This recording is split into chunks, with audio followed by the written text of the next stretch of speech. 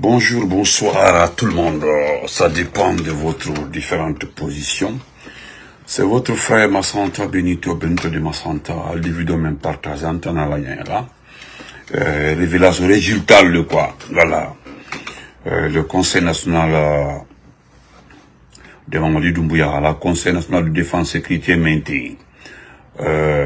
Des bonnes personnes se sont mises sur la table directement pour enquêter et selon les informations qu'ils ont reçues, parce que apparemment le communiqué qui est passé n'a jamais mentionné le budget alloué à cette commission. Et ce qui a été décidé, tout ce qui concerne les élections dans ce pays, l'argent des élections, tout ce qui pouvait être mobilisé pour les élections, de concentrer sur le conseil, sur les conseils nationaux. Donc partagez, bonjour à tout le monde. J'ai besoin de cœur, je l'ai tout le temps dit, mettez assez de cœur. Salam alaikum. Bonsoir à tout le monde. Partagez. Et deuxièmement, nous allons remercier Farafina le visionnaire. Farafina le visionnaire, qui a fait un récit, qui a fait sa propre enquête. Vous savez, c'est un personnage très averti. Bon, il a tellement d'informations. C'est un ancien tonton même de la boîte. Donc, il connaît très bien les forces spéciales. Il connaît Doumbouya. Il connaît la plupart de ces gens-là. Voilà. Donc, partagez. Mettez, merci. Oh, frère Misbah, Albarka, merci beaucoup pour les étoiles. Merci, frère Misbah. Donc, partagez. C'est une vidéo. J'ai promis à 2-3 personnes que mes vidéos ne dépasseront plus 30 minutes. Inch'Allah. Donc, allons-y vite, rapidement. Voilà. Donc, la première enquête concerne d'abord le budget, tout ce qui tourne autour de cette commission. Je voudrais dire ceci là, à l'armée. Tonton Maël, merci. Tonton Maël, merci pour les cœurs. Junior, merci beaucoup. Merci, chapeau, merci beaucoup pour les cœurs. Phonique, salut, comment vas-tu?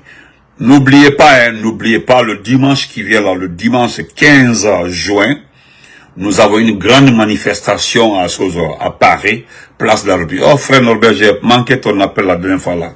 À chaque fois que je devais vous rappeler, j'oublie. Et il se trouvait aussi que le même 15 juin là, c'est mon anniversaire. À vous de voir. Moi, je préfère qu'on se concentre sur la manifestation. On va laisser mon anniversaire. Mettons mon anniversaire là de côté. Voilà, vie de la convoiture. Donc, concentrons-nous le 15 juin sur, la manifestation de place de la République, Inch'Allah. Dis, comment vas-tu? Donc, mon anniversaire là, on va reporter ça. Voilà, c'est le dimanche. Et c'est la fête des papas aussi. Voilà, aux États-Unis, c'est la fête des pères. Vous avez vu, mon anniversaire tombe sur la fête des papas, tombe pour la cause de la Guinée, parce que le dimanche, il faut manifester, il faut démontrer par A plus B ce qui arrive à ce pays. Et encore une fois, c'est mon anniversaire, c'est le jour de mon anniversaire, le 15 juin. Donc, j'attends les cadeaux, hein. J'attends les cadeaux, voilà. Donc, Farafina aussi a fait une enquête exclusive que nous allons lire pour vous. Mais ce qui est plus important, nous allons lire d'abord le document concernant cette commission, armée guinéenne.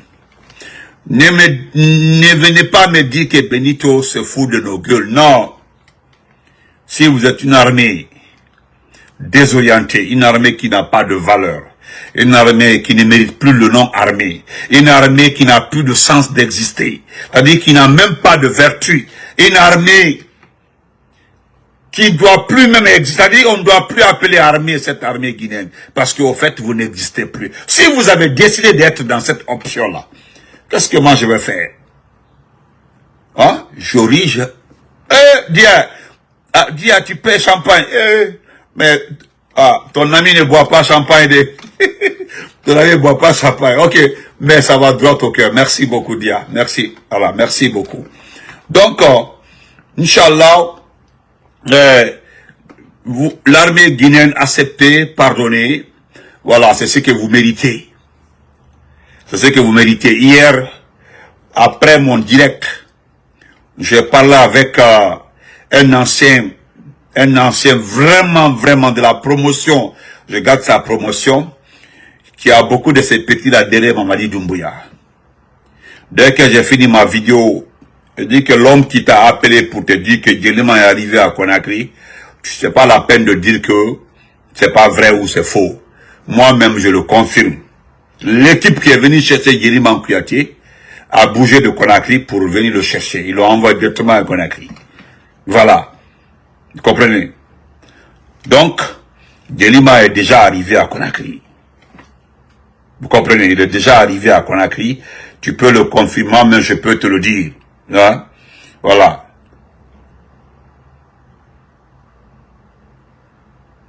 Non, merci beaucoup, Jean-Passi Mara. C'est ça le travail africain. Mais quand tu vois quelqu'un aussi qui passe tout son temps derrière, qui croit à un militaire, de surcroît même un légionnaire là, vraiment lui aussi, il a servi beaucoup de choses, mon frère. N'importe quoi. Donc, il me dit que je peux le confirmer. Celui qui me l'a dit, je le connais personnellement, il m'a dit, confirme-le, dis à qui veut l'entendre. Yérim Kouyaté est déjà arrivé à Conakry. Voilà. Je l'ai dit sur un panel, mais les gens m'ont pas pris au sérieux. Ça, c'est bien avant l'arrestation de Yélima. J'ai été sur un panel, j'ai dit, il y a un griot qui sera enlevé dans les 2 jours là. Ce sont mes petits. 80% de ceux qui sont derrière doublés actuellement là, ce sont nos petits. Voilà, ce sont nos petits. Cette nouvelle génération là. Voilà. L'ancienne génération et la nouvelle, ce sont nos petits.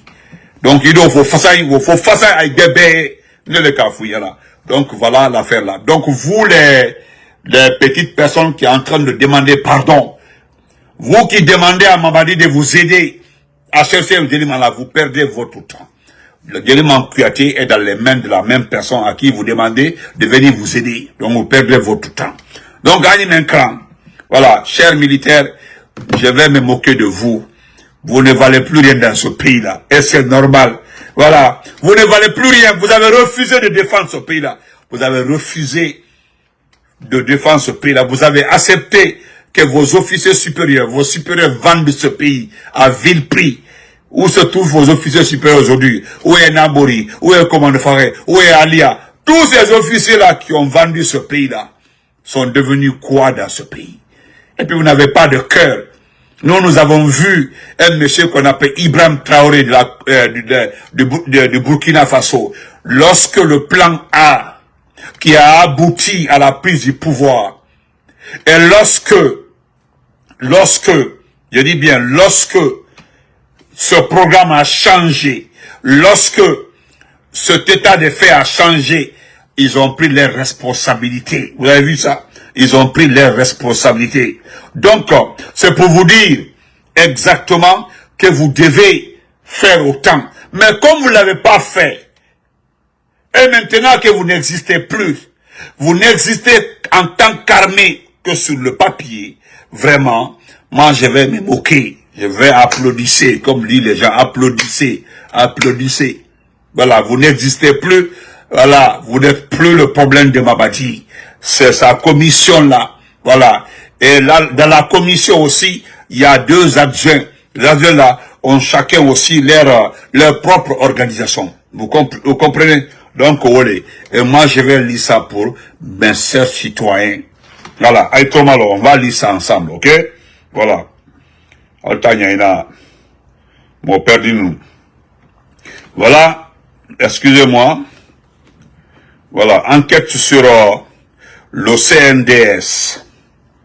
Voilà. Sur le montant, le budget du CNDS. Jusqu'à 1200 milliards. 1200 milliards pour un conseil militaire sans guerre. Voilà ce qui pourrait coûter au peuple la dernière invention du régime militaire guinéen. Le Conseil supérieur de défense et de sécurité nationale, créé par décret le 11 juin 2025, présenté comme un outil stratégique de sécurisation nationale, ce conseil incarne en réalité un tournant budgétaire, politique et économique majeur vers le bas. À première vue, l'acte pourrait sembler technique. En réalité, il s'agit d'un état d'urgence de facto, décrété sans menace extérieure, sans justification sécuritaire valable, sans débat parlementaire. une militarisation complète du pouvoir exécutif dans un pays où n'est pas en guerre, qui n'est pas en guerre.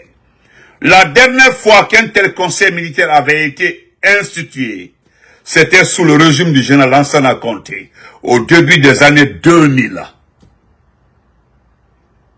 Pour contrer les incursions rebelles de Charles Taylor. À l'époque, la menace était tangible.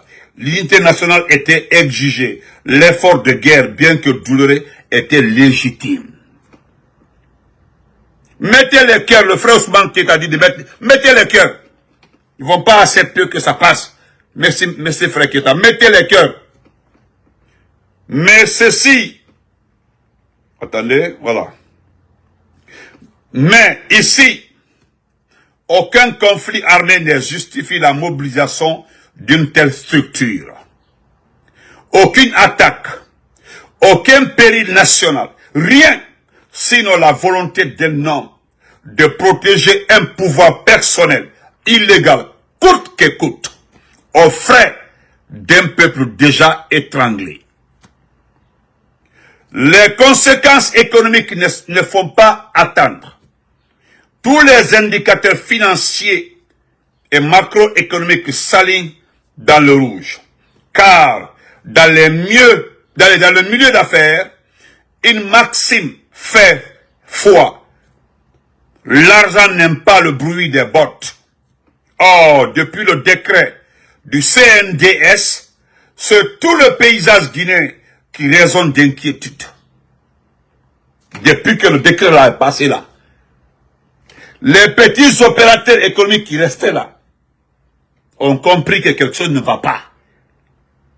Ils ont compris, les opérateurs là, même ceux qui ont osé venir financer dans ce pays là, ils ont peur depuis hier là, depuis que le décret est passé. Les petits opérateurs là se disent, ah bon, qu'est-ce qui ne va pas? Qu'est-ce qui ne va pas? Est-ce que vous comprenez? Qu'est-ce qui ne va pas? Oui. Le peu d'opérateurs économiques, le peu de personnes qui venaient au secours du CNRD s'inquiètent beaucoup. Ils ont commencé à dire, ça là, nous n'avons jamais vu ça si ce n'est pas au temps du président Lansana Conté. Il n'y a pas de menace extérieure. Il y a même quelqu'un qui a dit hier là, est-ce que c'est que Ben te disait, parce qu'ils ont pris Djelima, est-ce qu'ils n'ont pas fouillé son téléphone pour dire que non, laissez tomber. Je dis, les peu d'opérateurs économiques qui restaient pour ce pays-là ont décidé de ralentir. Ceux qui ont conseillé de créer ces conseils-là ont tout gâté, parce qu'ils ont très bien fait. Ils ont tout gâté. Le petit est parti à Kanka, il a compris que non, ça ne va pas dans ce pays. On continue la lecture. Le risque souverain perçu par les agences internationales est monté en flèche. Écoutez, hein, le risque souverain perçu par les agences internationales est monté en flèche. La suspension de l'ordre constitutionnel, l'opacité des règles et la domination militaire sur les leviers économiques provoquent une fuite des capitaux privés. Une réduction drastique des investissements directs étrangers et une désertion des partenaires financiers internationaux, selon les projections croisées de 3 analystes bancaires régionaux, la Guinée pourrait enregistrer jusqu'à 50% de baisse des intentions d'investissement d'ici la fin de l'année. Je reprends la partie là. Ça ne me concerne pas, hein. Mettez le cœur, le frère Touré dit de mettre le cœur. Mettez le cœur. Vous avez vu ça? Ça ne vient pas de moi, hein. Ça ne vient pas de moi. C'est pas moi, je ne sais même pas écrire comme ça. Voilà, moi j'ai fait les sciences exactes. Voilà, je ne sais pas écrire comme ça. Ça là, c'est des personnes calées qui savent faire la lecture de la situation. Ça là, ce sont des informations tirées. Il paraît qu'il y a eu une réunion avant le départ de l'abruti pour Cancan. Avant qu'il ne bouge pour Cancan, ceci était déjà prêt. C'est ce qu'on me fait savoir. Que les gens sont surpris pour rien. Tout ça a été préparé avant qu'il n'aille à Cancan. C'est à son retour, il allait exécuter ça. Et c'est ce qui est fait. Paul, Net, Stinga, comment vas-tu? Donc, partagez. Merci pour les cœurs. Je continue, s'il vous plaît. Merci mon frère Diallo Ibrahima. Merci beaucoup. Moi, je continue, hein. Voilà. Et voici, je reprends la partie avec... Selon les projections croisées de 3 analystes bancaires régionaux, la Guinée pourrait enregistrer jusqu'à 50% de baisse des intentions d'investissement d'ici la fin de l'année. C'est-à-dire 2025 là.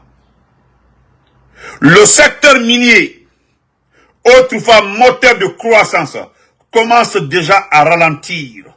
Plusieurs sociétés hésitent à réinjecter du capital dans un pays devenu juridiquement instable. Ma nièce chérie, comme Mariam Kourouma, French. Je continue. Et voilà. Mais le plus grave n'est pas ce qui s'en va. C'est ce que l'État dépense dans l'ombre. Selon les estimations recoupées à partir de documents internes et des données budgétaires, comparées avec d'autres régimes similaires, le coût de fonctionnement annuel du Conseil de sécurité de Doumbouya avoisine les 800 à 1200 milliards. Ce chiffre inclut les primes du personnel militaire affecté au Conseil, la logistique de commandement, les dépenses d'infrastructures de surveillance, les carburants, équipements, ratios, communication sécurisée. Et ce n'est qu'une partie du gouffre. Le budget militaire classique entre 2025 et 30% des dépenses publiques absorbe déjà une part massive de l'argent national au détriment des secteurs sociaux. À cela s'ajoute le coût invisible mais explosif des mercenaires étrangers recrutés dans la sous-région et ailleurs. Salaire en devises, contrats confidentiels, prestations de sécurisation confidentielle, enfin, les achats d'armement, véhicules blindés, systèmes de contrôle, équipements anti-émettes, échappent à toute forme d'appel d'offres ou d'audit public. Tout ça là, il n'y a pas d'audit, il n'y a pas de marché d'appel d'offres. C'est une personne qui se lève, qui paye. Celui qui sait à combien il a payé, c'est le seul qui sait la facture, c'est le seul qui sait combien a coûté. Tout ce matériel-là, il est le seul à connaître. Il n'a pas de compte à rendre. Voilà pourquoi les gens n'aiment pas le régime militaire. Ils veulent même pas entendre parler. Je termine. Là-bas. Je termine. Pendant que l'appareil militaire s'engraisse, le pays réel s'effondre. Je reprends la partie. Pendant que l'appareil militaire s'engraisse, c'est-à-dire grossit, graisse, il prend du poids, le pays réel s'effondre. Je termine la partie la plus importante. Les banques rationnent les retraits actuellement là. Demandez à tout le monde. Les banques rationnent les retraits. Les billets de banque disparaissent des guichets. Les salaires de nombreux fonctionnaires sont suspendus ou amputés. Le marché est sous tension. Plus 18% sur le riz, plus 24% sur l'huile, plus 30% sur les transports. Les jeunes prennent le chemin de l'exil. Les petites et bonnes entreprises ferment. Les commerçants survivent à crédit.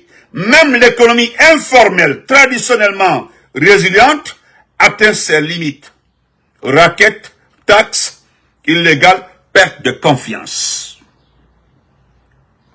Voilà, lui-même, il dit, nota bene, lorsqu'on me dit que le pays là veut garder ce type-là pour 2040, attendons de voir.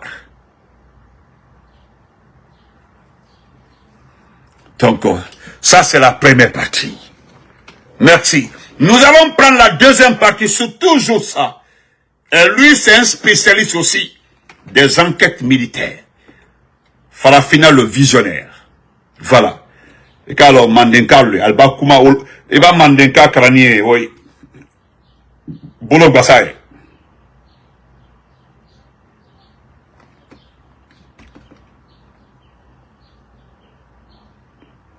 Je continue. Alors, il y a la boya. Il est déjà là. Voilà.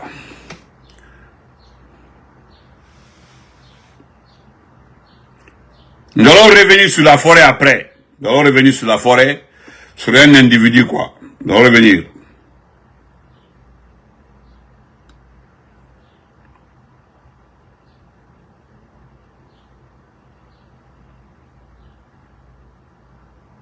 Voilà. Je vais prendre la partie là. Il nous dit que la situation actuelle n'est pas conjoncturelle, elle est structurelle. La Guinée est entrée dans un cercle macroéconomique vicieux, composé de 5 engrenages. Stagnation du PIB, contraction des investissements, explosion du déficit public, montée des trafics et perte de souveraineté monétaire. La dette intérieure augmente, la banque centrale est mise en contribution, le crédit bancaire s'est raréfie et les devises s'évaporent. Et dans ce marasme, la militarisation du pouvoir agit comme un amplificateur de ruine. Toi, Boukan. Non, les gens là sont forts. Chaque franc public absorbé par le Conseil de sécurité est un centre de santé non construit. Ouais. Une école abandonnée, un salaire non payé, une route non goudronnée. Écoutez très bien. Je prends juste la partie là. Chaque franc public absorbé par ce conseil créé par Doumbouya est un centre de santé non construit. Un salaire et une école abandonnée, un salaire non payé, une route non goudronnée. Vous savez pourquoi il parle d'école abandonnée? Parce qu'on n'avons plus les moyens de construire des écoles dans ce pays-là. Depuis qu'il arrive au pouvoir, aucune école n'a été construite. Si c'est pas pour aller provoquer Elassane dans Yalo, en faisant, à part l'école primaire qu'il a construite sur la maison de Elassane dans Yalo, montrez-moi une école qu'il a construite. Je ne parle pas du centre de Daboula là. L'école de Daboula. Sinon, tout le reste là, ce sont des programmes du gouvernement du président Alpha Condé. Je termine ça. Il dit le peuple ne paye pas une guerre. Il paye une protection. Écoutez très bien. Comment le toi Boukanfo là? Aïe tout le malo. Le peuple ne paye pas une guerre. Il paye une protection. Ouais. Mais pas celle de la Guinée, celle du pouvoir. Parce que là, la Guinée ne paye pas pour sa protection, mais la Guinée paye pour la protection d'un pouvoir qu'il n'a pas élu. C'est là-bas le problème. Donc rendez-vous le 10. Voilà. Kamone Ban Fadiro le 10. Kamone Kassia. Si ce n'est pas les ambassadeurs qui mentent, si ce n'est pas les ambassadeurs qui trompent, Wallah, mon frère Lenouma, le CNRD est une déception. Je termine. Merci mon grand, Mamadou Aliou. Merci frère. Voilà. On dit, le général Doumbouya ne sécurise rien. Il isole. Est-ce que vous comprenez? Il ne sécurise rien, il isole le pays. C'est pas si vous comprenez. On dit le général Doumbouya ne sécurise rien. Il isole. Il appauvrit. Il militarise un pays sans champ de bataille. Et la Guinée, à force de vouloir vivre sous la garde des armes, s'éloigne chaque jour un peu plus des investisseurs, de ses partenaires, de ses talents, de ses citoyens et du monde. Et toi, Boucan. Et la Guinée, à force de vouloir vivre sous la garde des armes, s'éloigne chaque jour un peu plus des investisseurs, de ses partenaires, de ses talents, de ses citoyens et du monde.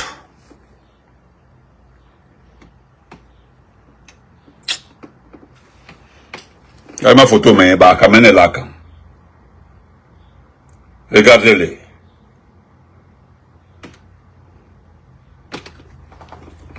Moi, je me limite là. Que le tarot, moi, je ne fais pas palabre. Le secteur primaire est mis de côté. On ne parle pas d'agriculture, ni d'élevage, ni environnement, rien. Les routes, on nomme un directeur national des routes. Où sont les routes? Vous avez dit qu'il est en train de faire des routes? Non. Il n'y a pas de route. Il n'y a rien. Maintenant, ce problème-là est arrivé. Il a créé cette commission, 1200 milliards. C'est réparti. Est-ce que vous comprenez? Merci mon frère Kaba, salam alaikum. Est-ce que vous comprenez ces dépenses militaires-là? C'est-à-dire, la Guinée doit payer, c'est-à-dire, il doit imputer dans les salaires des fonctionnaires. Il n'y a plus de construction d'école. Il n'y a plus de priorité, c'est-à-dire santé. Non! L'argent qui rentre, ma belle chérie Joséphine, l'argent qui rentre dans ce pays-là, 80% de ce montant-là est destiné pour sa propre sécurité. Et l'argent qui rentre là, c'est l'argent du contribuable. C'est l'argent de ce pays, c'est l'argent de ce peuple. Mais ce peuple-là doit payer, non pour sa sécurité, mais pour la sécurité de lui-même, lui. C'est ça.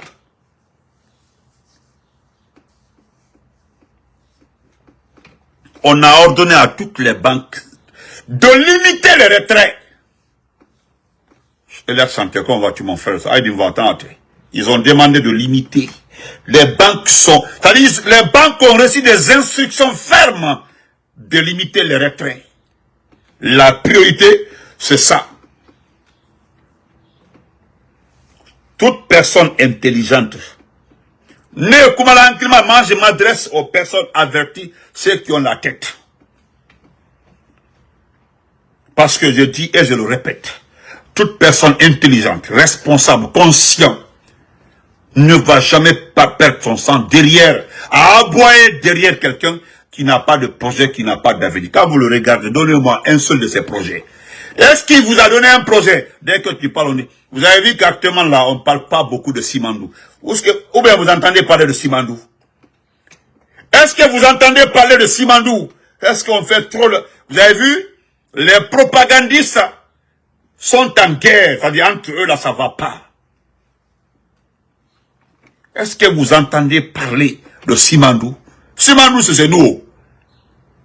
Mais nous-mêmes, peuple de Simandou là, c'est-à-dire on vous regarde.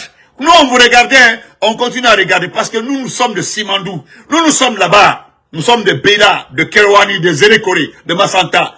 Nous regardons, on sait. Ce qu'on vous vend là, et ce qui est là-bas là, c'est différent. Maintenant, le peu d'investisseurs qui allaient avoir le courage de dire, allons, on va l'aider pour qu'on quitte dans ça là. Oh non, non, dès que tu militarises un pays, tu éloignes les investisseurs. Personne ne viendra mettre son argent dans... Mais attendez, vous n'êtes pas naïf, vous n'êtes pas bête. Qui va mettre les milliards dans un enclos? Qui? Il faut être intelligent. Les gens sont en train de se battre, rendre les pays crédibles. Vous avez vu le président Alpha Condé? Le président Alpha Condé, quand il est arrivé, lorsque les gens ont voulu lui prêter de l'argent, il est nouvellement élu, et on veut lui prêter de l'argent, on dit ok, on est prêt à te donner de l'argent. Mais ton pays doit de l'argent. On ne t'impose pas tout de suite là de rembourser la totalité du crédit. Mais nous voulons voir ta volonté de rembourser le crédit. Il faut qu'il y ait une volonté de rembourser. Et pour qu'il y ait volonté de rembourser, il faut d'abord faire quoi? Diversifier ton économie. Ouvrir ton pays. Mais tout se fait dans quoi? Dans la sécurité. On investit dans un pays sécurisé. Ça, voilà pourquoi on dit que l'argent n'aime pas les bruits de bottes. Partout, c'est un savant qui a l'argent n'aime pas le bruit de bottes. Wallah, mon frère Ndiaye, c'est un faux débat, wallah, frère. C'est un vrai faux débat, mon frère. Wallah, tu as raison. Donc, lui, il pense qu'en militarisant, en créant ces conseils-là, parce que quelque part, quelqu'un intelligent lui a dit, si tu parles de ça, tu sécurises le pays. Quand le conseil est créé, les gens sauront vraiment que que le pays est sécurisé. Et pourtant, c'est pas ça. On ne militarise pas. Il y a un passage dans le document là qui fait trop peur aux gens. Lorsqu'on dit que les militaires sont préparés pour mater les gens, ça c'est autre chose. Donc, on se reprend après. Portez-vous très bien. Nous allons revenir sur la forêt, spéciale forêt, parce qu'il y a un individu qui veut jouer avec la forêt. Oui, lui, il veut jouer avec la forêt. C'est les gens là, ils ont été vendre la forêt, pensant qu'ils allaient avoir beaucoup de revenus.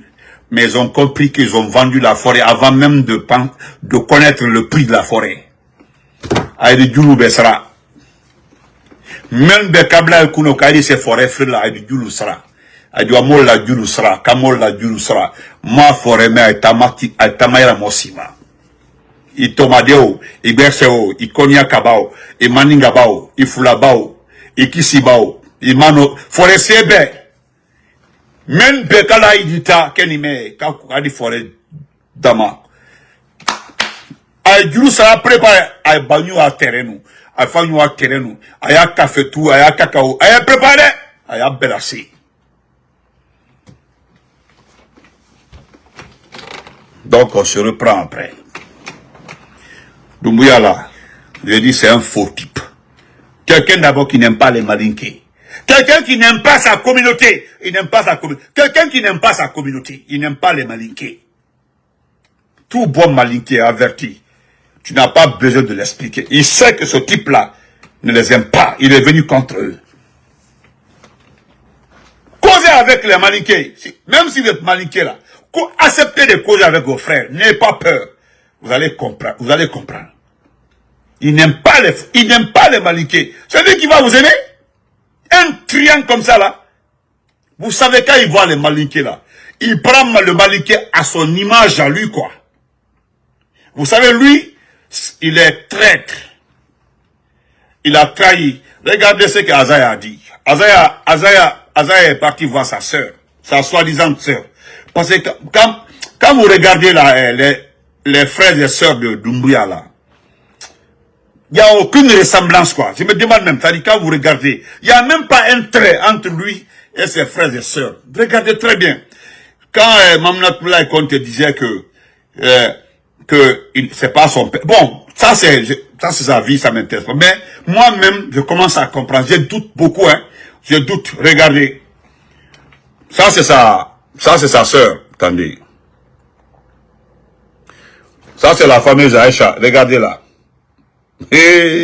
Regardez. Qui a des moussous des rentrants. Regardez derrière. Alors, regardez. Attendez. Non. Regardez. Ça, c'est sûr. Et voilà ce qu'Azaya a écrit. Il dit, Kokonyumalombalia. Il dit que Kokonyumalombalia est Laouli